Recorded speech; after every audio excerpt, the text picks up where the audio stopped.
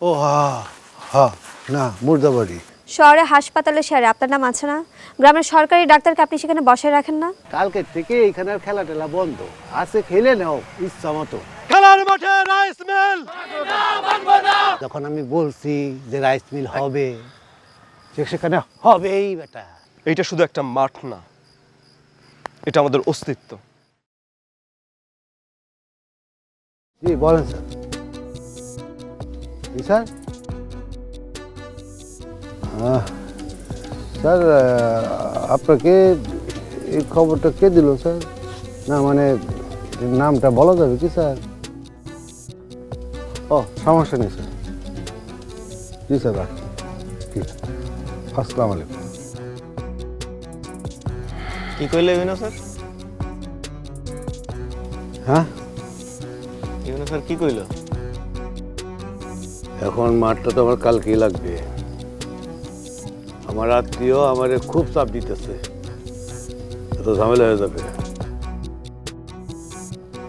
যারা ওস হিসাবে একটু জানাই।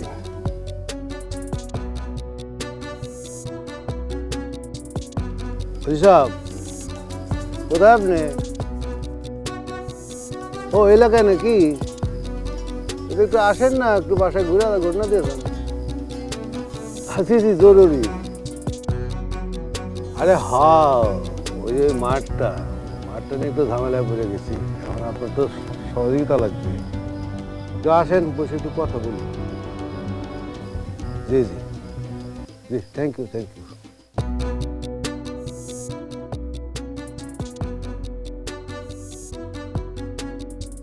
বাকি এদের সবাই খবর দিত।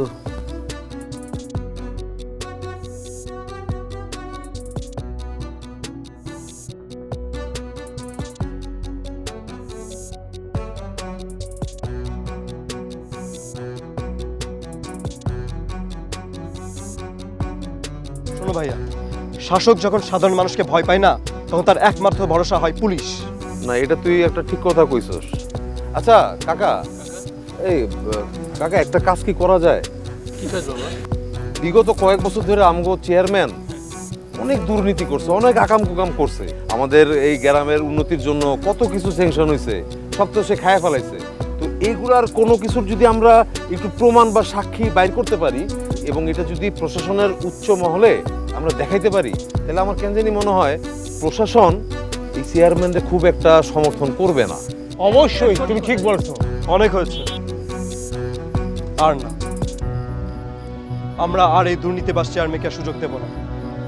আজ এখন আমরা সবাই মিলে চেয়ারম্যানের বাড়িতে যাব, চেয়ারম্যানের বাড়ি ঘেরাও করব। কিন্তু ঘেরাও করে কর্মটা কি? তাকে বাধ্য করব এই মাঠটাকে আমাদের দিয়ে দিতে।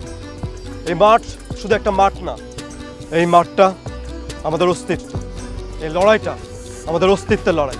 আজ যদি আমরা মাথা নিচু করে ফেলি এই দুর্নীতিবাজ চেয়ারম্যানের কাছে, সারাটা জীবন আমাদের মাথা নত করে থাকতে হবে। আমরা লড়বো, আমরা আমাদের অধিকারের জন্য লড়বো, এই মাঠের জন্য লড়বো, এবং এই মাঠটাকে আমরা দখলমুক্ত করব। ঠিক এই মাঠ এবং আমাদের অস্তিত্ব আমরা দখলমুক্ত করে ছাড়বো। আমাগো গ্রামে আমাগো সমর্থনের বাইরে কোনো কাজ আর হইতে দিব না। চল তাহলে এখনই যাবো। চলেন সবাই, চলো বাবা, চলো সবাই চলে আমরা যাবো।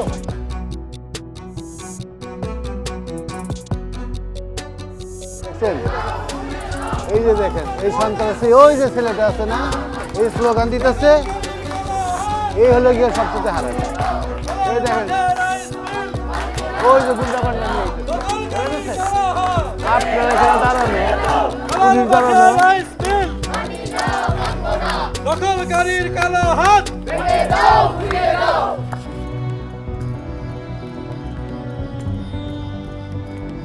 কিরম সন্ত্রাসী, কতগুলো গুন্ডা পান্ডা নিয়ে আইছে। আপনি তাহলে সেই মঞ্জু মিয়া? না, না মানে দেখছেন, এই যে আপনাদের পুলিশ দেখে বাপের নাম দেওয়াটাও বুঝা গেছে। আমার নাম মঞ্জু মিয়া না।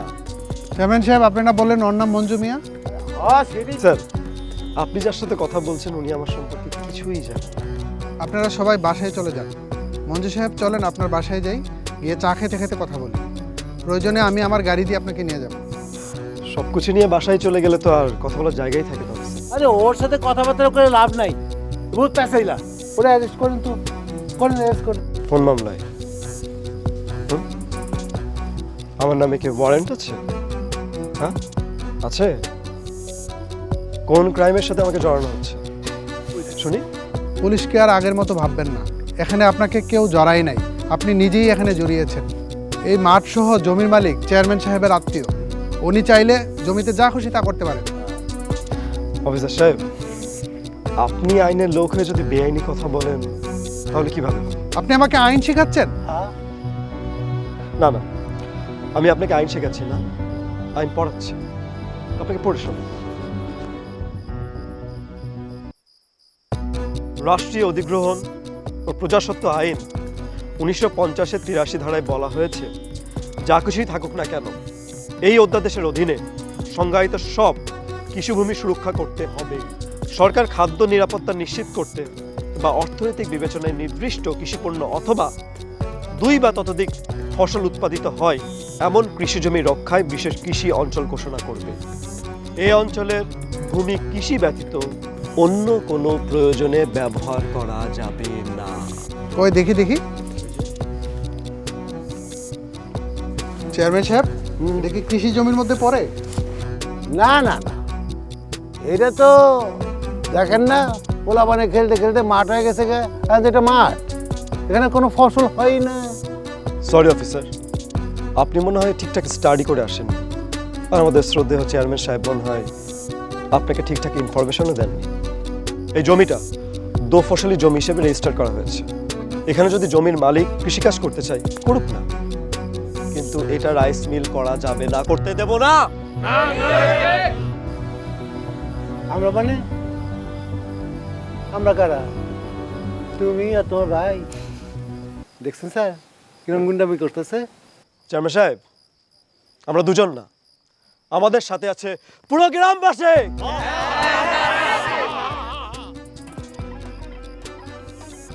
অফিসার, এতক্ষণ ধৈর্য ধরে আমি আপনার প্রশ্নের উত্তর দিচ্ছিলাম, কিন্তু এখন আর আমার সেই ধৈর্য হবে না। কেন ধৈর্য শেষ হয়ে গেছে? অফিসার, আপনাকে যারা ডেকে নিয়ে এসছে তারা একটার পর একটা বেআইনি কাজ করছে আপনার সামনে। ওরে মিশা কথা, একেবারে নাউজুবিল্লাহ, তো আস্তাগফিরুল্লাহ, পুরো মিশা কথা কয়। এটা যে ফসলি জমি আপনি তো আমাকে বলেন নাই। ফসলি জমি? আচ্ছা ঠিক আছে, আমার ভাই ওই জমিতে এখন কিছু করবে না, রাইস মিল টাইস মিল কিছু করবে না, ওইটাতে বাউন্ডারি দেওয়া লাগবে। তাতে কোনো সমস্যা আছে? বাউন্ডারি দেবে। মঞ্জু সাহেব, এবার আপনাকে যেতেই হবে। উনি ওনার জমিতে বাউন্ডারি করতে চাইলে ওনাকে আমরা আইনিভাবে বাধা দিতে পারি না, এটা বেআইনি হবে। না, আমি যাব না, আমি এক পাও নড়বো না। মঞ্জু থাম, পাগলামি করিস না। বলছি তো আমি যাব না, গেলে আমার লাশের উপর দিয়ে যেতে হবে। সব মাঠ দখল করার ষড়যন্ত্র, প্রথমে মাঠ দখল করে তারপর রাইস মিল করা হবে। আমি যাব না। স্যার এইবার কিন্তু বাড়াবাড়ি করতেছে, এখন আপনারা অ্যাকশন না নিলে কিন্তু আমি ওরে। কেউ নিজের হাতে আইন তুলে নেবেন না।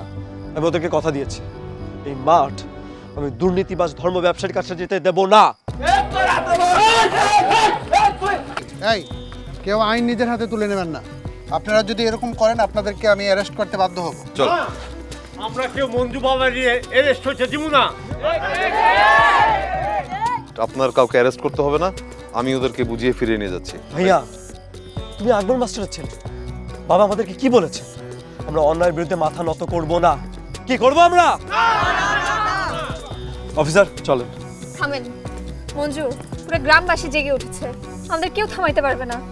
এই মাঠ আমাগো পোলাপানের খেলার মাঠ, এই মাঠ দখল হইতে দিব না।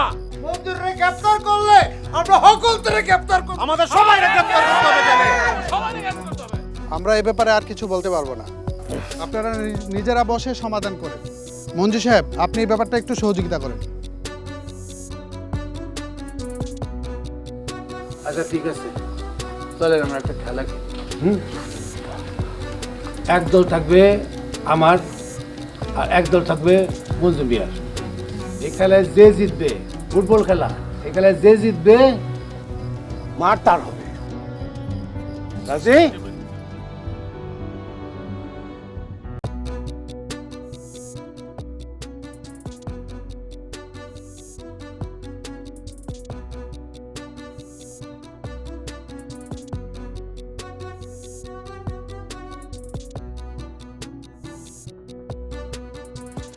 আমিও রাজি। তাহলে 1 সপ্তাহ পরে আমাদের খেলা হবে। যার যার ওই প্র্যাকটিস শুরু করে। চলো।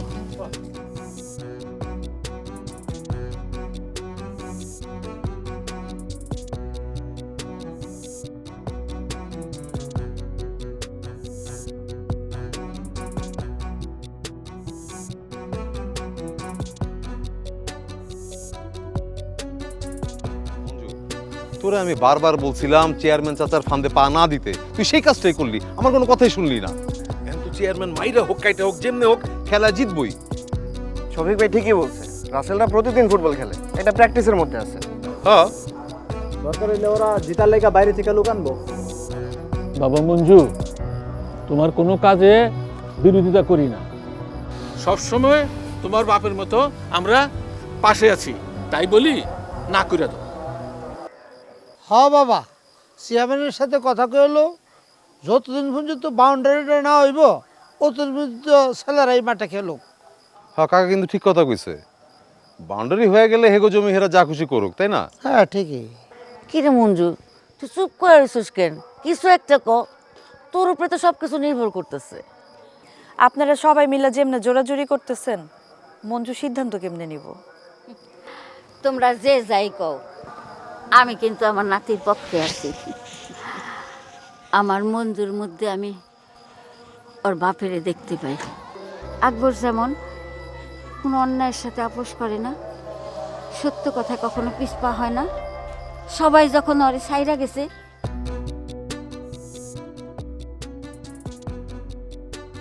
তা আপনি ঠিক বলেছেন, কিন্তু আবেগের বাইরে গিয়ে ভেবে দেখেন, এটা কিন্তু খেলা। ওদের 11 জনের বিরুদ্ধে খেলে আমাদের এই খেলাটা জিততে হবে, তা আবার 90 মিনিট। হারলে কিন্তু মাঠ ওদের। আর জিতলে?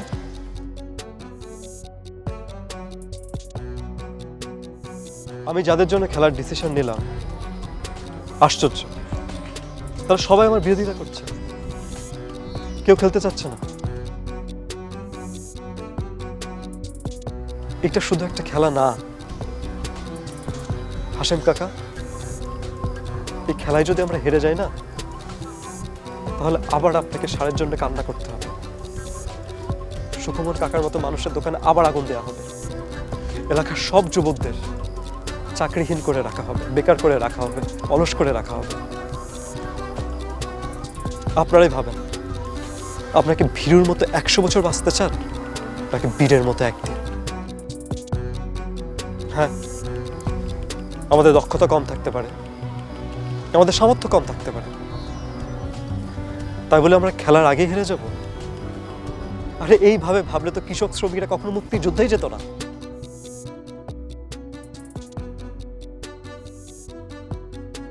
আপনারা সিদ্ধান্ত নেন, মুক্তিযোদ্ধাদের মতো জীবন বাঁচিয়ে রেখে যুদ্ধ করবেন নাকি স্বাধীনতা বিরোধীদের মতো লজ্জা নিয়ে বেঁচে থাকবেন?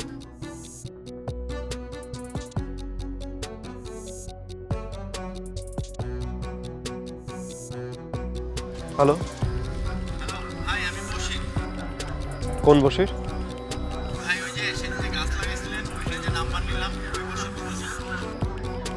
হ্যাঁ বশির বলেন।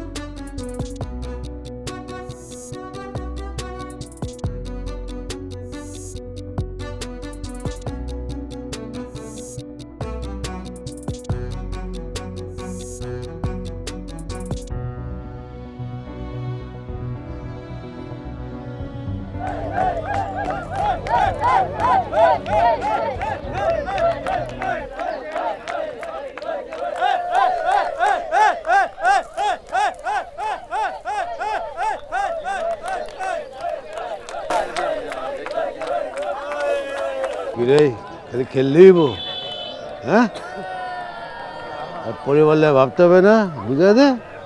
চেয়ারম্যান সাহেব, চেয়ারম্যান সাহেব এদিকে আসেন। বলেন। গোলের দিক দিয়ে সমান, কিন্তু জনপ্রিয়তার দিক দিয়ে মঞ্জু সাহেব অনেক এগিয়ে। ফলাফল মেনে নেন, নইলে আমরা অ্যাকশনে যাব।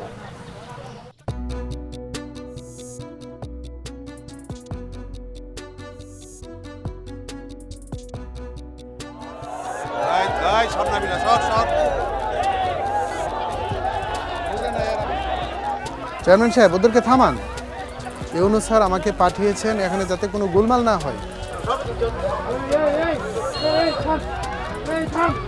দাঁড়া মঞ্জু।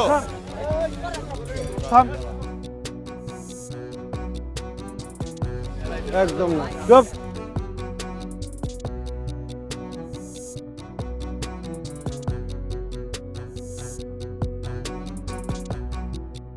আপনার দুর্নীতির আমলনামা কিন্তু এখন আমাদের হাতে।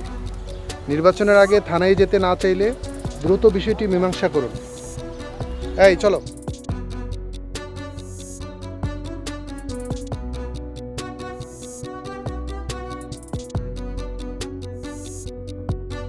এই দা এই মাঠ আচ্ছা তো করে সাইডে দিলাম। সামনে ইলেকশন, নির্বাচন আগে জিতি, তারপর তোর এই মাঠ, তোর ক্লাব, আর এই গ্রামে ঘোরাঘুরি সব কিছু আমি একবারে বুঝতে করে। আগে তো নির্বাচনে যেতেন, তারপর দেখা যাবে রে। আমার এগেনস্টে কে দাঁড়াবে? কে দাঁড়াবে আমার এগেনস্টে? হ্যাঁ, কে দাঁড়াবে? মঞ্জু দাঁড়াবে। মঞ্জু দাঁড়াবে? এই বলা আমরাও দাঁড় করাবো। চেয়ারম্যান সাহেব, আমি তো শুধু একা দাঁড়াবো না, আমরা সবাই দাঁড়াবো। আজ থেকে লড়াই শুরু হলো আপনার বিরুদ্ধে, আপনার অন্যায়ের বিরুদ্ধে, আপনার দখলদারিত্বের বিরুদ্ধে। আমাদের কাছে ক্ষমতা দরকার নেই, আমাদের কাছে আগে এই গ্রাম, এই দেশ, এই বাংলাদেশ। ঠিক, আজ থেকে মঞ্জু আমাকে গ্রামের নতুন নেতা। তোমার নেতা মঞ্জু ভাই, আমার নেতা তোমার নেতা মঞ্জু ভাই, মঞ্জু ভাই, আমার নেতা তোমার নেতা মঞ্জু ভাই, মঞ্জু ভাই।